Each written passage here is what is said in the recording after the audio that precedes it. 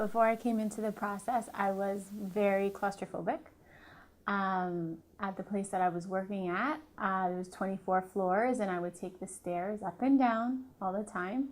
No elevators, couldn't have the doors closed to the doctor's office because the spaces were too small, and I avoided small spaces all the time. Being claustrophobic prevented me from, when we would be on the airplanes, it was already scary, but the bathrooms in the airplane are very tiny, so it was embarrassing that they'd have to curtain it off because I couldn't have the door closed.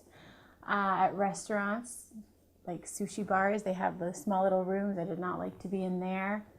And it affected me because before I would go somewhere, I would be thinking where I was going so that I could know if I'd have to avoid going into a small area.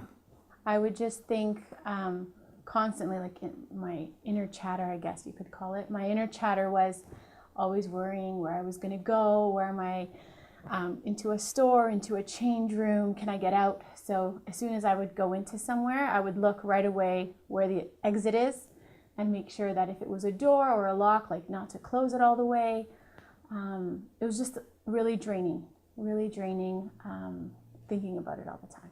Through the process, I discovered that my claustrophobia came from when I was 4 years old, and I was inside of the house and my grandmother was outside and the glass doors were closed, and I was trying to get her attention and I couldn't get it, and I couldn't figure out how to open the back door.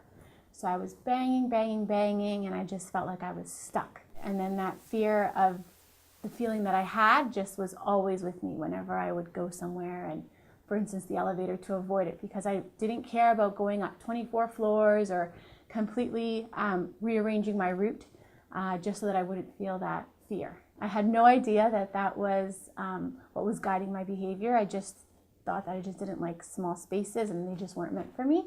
But the process made me realize where that fear originated from. Well, after one session, I actually left the building, the same building that I was taking the 24 flights of stairs down. I walked into the elevator and I didn't even realize that I was going into the elevator. And now I go into elevators all the time. Working with children with disabilities, physical disabilities, I need to be able to go into an elevator with them or into small sensory rooms, and I couldn't imagine now being claustrophobic the way I was. One session, can't believe it. I went my whole life being claustrophobic and avoiding all these small spaces, and after one session, it's gone. Amazing. It feels really good. If I met somebody that needed the work, I would tell them that avoiding it and feeling afraid is completely normal, but the benefits of facing it are incredible. After I did the process, I just felt like a huge relief.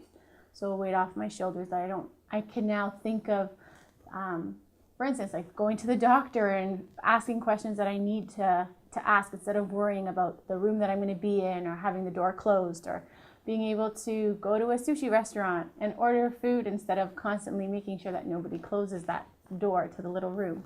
So just being able to experience more. Now working with children with autism after I've had this process done is looking at their behavior and trying to understand what's underlying their behavior. So it could be something, maybe they have inner chatter of some sort of fear that I don't know about, or that they themselves don't know about, because I didn't know where my fear of claustrophobia came from until I did the process.